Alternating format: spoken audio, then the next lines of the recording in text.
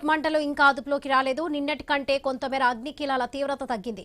ఇరుసమండలోని ఘటనా స్థలంలో మంటలు ఆర్పేందుకు ప్రయత్నాలు కొనసాగుతున్నాయి. రీజనల్ క్రైసిస్ మేనేజ్మెంట్ టీం రంగంలోకి దిగింది. 2 భారీ ప్రెషర్ మిషన్లను ఓఎన్జీసీ తీసుకొచ్చింది. ఈ మిషన్ల ద్వారా హై ప్రెషర్ తో వాటర్ పంపింగ్ నిపుణులు ప్రయత్నం చేస్తున్నారు. అంతర్జాతీయ నిపుణులతో ఓఎన్జీసీ రెస్క్యూ టీం సంప్రదింపులు చేస్తుంది.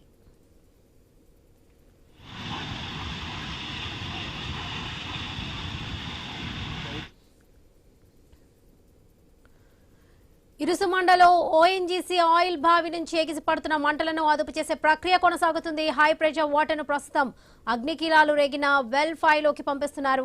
గ్యాస్ నిక్షేపాలు ఎక్కువగా ఉండడంతో మంటలు ఎగిసిపడుతూనే ఉన్నాయి.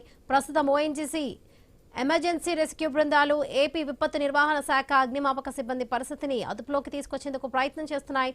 తాజా పరిస్థితిపై మరింత సమాచారం మా ప్రతినిధి గణేష్ అందిస్తారు. కోనసీమ జిల్లా రాజోలు నియోజకవర్గం మల్కీపురం మండలం ఉన్నటువంటి ఇరుసుమండ గ్రామ సమీపంలో ఓఎన్జీసీకి సంబంధించినటువంటి ఆయిల్ నిక్షేపాలు ఉన్నటువంటి బావి ఫైర్ అవడంతో నిన్న మధ్యాహ్నం నుంచి నిర్విరామంగా జిల్లా యంత్రాంగం, ఓఎన్జీసీ రెస్క్యూ టీం వీటిని అరికట్టేందుకు నిర్విరామంగా పనిచేస్తోంది. ప్రస్తుతం ఇవాళ 2వ రోజు వచ్చినప్పటికీ కూడా ఇంకా అగ్నికీలలు ఎగిసిపడుతున్నాయి ఘటనా ప్రదేశంలో.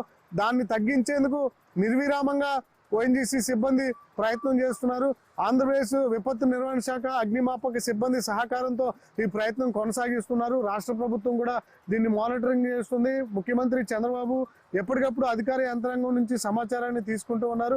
డిప్యూటీ సీఎం పవన్ కళ్యాణ్ కూడా జిల్లా అధికారులతో మాట్లాడారు. ప్రజలకు ప్రాణహాని లేకుండా ఈ చుట్టుపక్కల తగిన జాగ్రత్తలు చూసుకోవాలని చెప్పి ఆదేశాలు ఇచ్చారు. దీంతో యంత్రాంగం నిన్నటి నుంచి కూడా ఈ ఏదైతే అగ్ని ఎలువెడుతుందో దాన్ని నివారించే ప్రయత్నం కొనసాగిస్తున్నటువంటి సందర్భం కనిపిస్తుంది. మనం చూస్తున్నాం కదా, రాత్రంతా కూడా భారీ క్రేన్లతో దీనికోసం ఉపయోగించేటువంటి 1,00,000 క్యూబిక్ లీటర్ల వాటర్ అనేది సిద్ధం చేశారు. ప్రధాన పంట కాలువల నుంచి వచ్చేటువంటి వాటర్ అంతటినీ కూడా ఈ ఘటనా ప్రదేశం వైపు మళ్లించారు. దీని ద్వారా ఏదైతే ఘటనా ప్రదేశంలో మంటలు వెలువడుతున్నాయో దాని మీదకి పంపింగ్ చేయడం వల్ల అక్కడ వచ్చేటువంటి మంట యొక్క ప్రభావం తగ్గుతుందన్న అంచనాలో ఈ ప్రయత్నం చేయడం జరుగుతుంది. మనం చూస్తున్నాం కదా, ఇక్కడ ఉన్నటువంటి చుట్టూ పొలాలు కూడా ఒక చెరువు మాదిరిని తలపిస్తున్నటువంటి సందర్భం కనిపిస్తుంది. ఇదంతా కూడా పంట కాలువల నుంచి వచ్చేటువంటి వాటర్ ని ఈ ప్రదేశానికి మళ్లిస్తున్నారు. ప్రస్తుతం మనం చూస్తున్న ఈ ఘటన ప్రదేశానికి సమీపంలోనే మనం ఉండడం జరిగింది.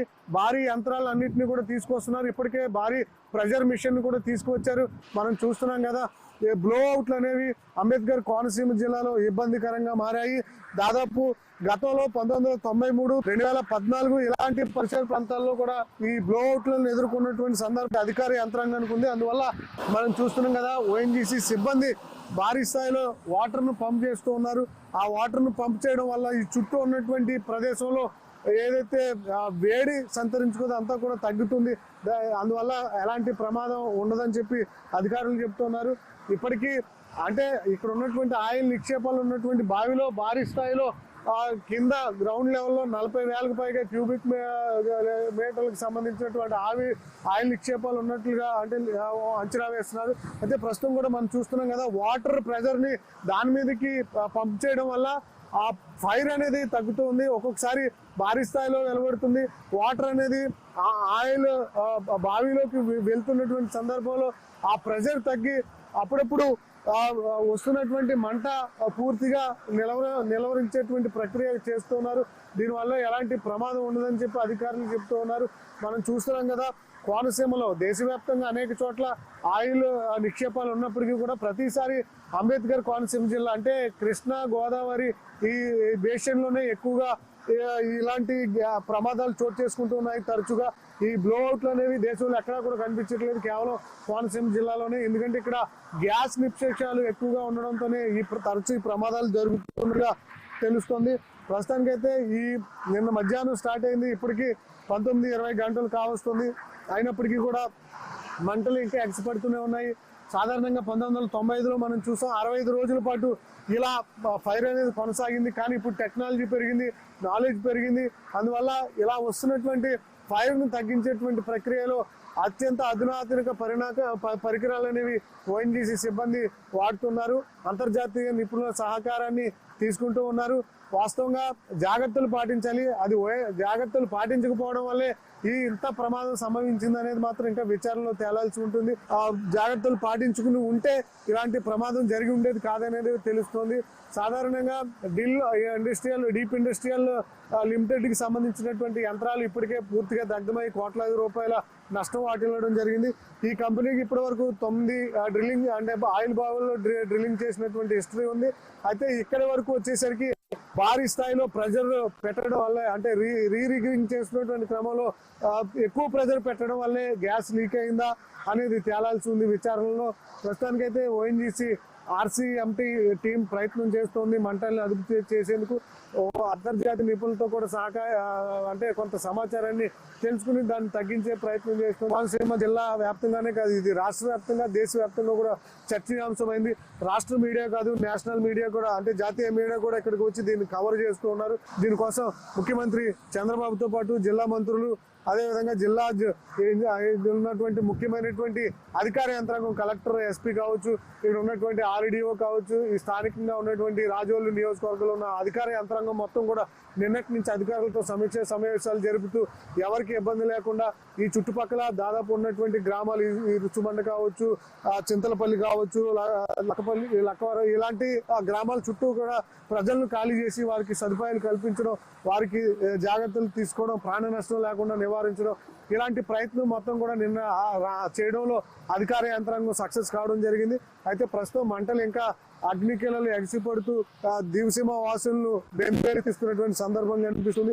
ఈ క్రమంలో ఇవాళంతా కూడా ఇది మళ్ళీ కొనసాగుతుందా, లేదంటే ఇవాళ నివారిస్తారా, ఇంకా సమయం పడుతుంది అనేది మాత్రం ఇంకా తేలాల్సి ఉంది. ఇది అంతు చిక్కని విధంగా ఉంది. లోపల ఒక గ్యాస్ బండ్ నుంచి ఆయిల్ ఏ విధంగా, అంటే గ్యాస్ లీక్ అయినటువంటి సందర్భంలో ఆ గ్యాస్, అంటే బండలో ఉన్నటువంటి గ్యాస్ అయిపోయేంత వరకు కూడా మంట ఏ విధంగా అయితే వస్తుందో ఆ విధంగా లోపల ఆయిల్ నిక్షేపాలన్నీ కూడా కరిగిపోయేంత వరకు మంట వెలువడేటువంటి అవకాశాలు ఉంటాయి. అలా కాకుండా మధ్యలోనే ఏదైనా పూర్తిగా క్లోజ్ చేసేటువంటి భావి ప్రయత్నం జరిగితే, ఏదైనా రసాయనికాలతో లేదంటే మడ్ను పంపు చేయడం వల్ల పూర్తిగా ఆయిల్ బావి క్లోజ్ చేయడం వల్ల ఈ మంట అనేది నివారించి ఇక్కడ ప్రమాదం తలెత్తకుండా పూర్తిగా అదుపులోకి వచ్చేటువంటి సూచనలు ఉంటాయి. లేదా మరొక ఇక్కడి నుంచి 1 కిలోమీటర్ పరిధిలో డ్రిల్లింగ్ చేయడం, దీనివల్ల ఇక్కడ ఉన్నటువంటి ఆయిల్ నిక్షేపాలు అటుగా వెళ్ళి ఇక్కడ ఈ ప్రభావం తగ్గేటువంటి సూచనలు ఉన్నట్లుగా ఇక్కడ ఉన్నటువంటి సిబ్బంది ద్వారా మనకు తెలుస్తుంది.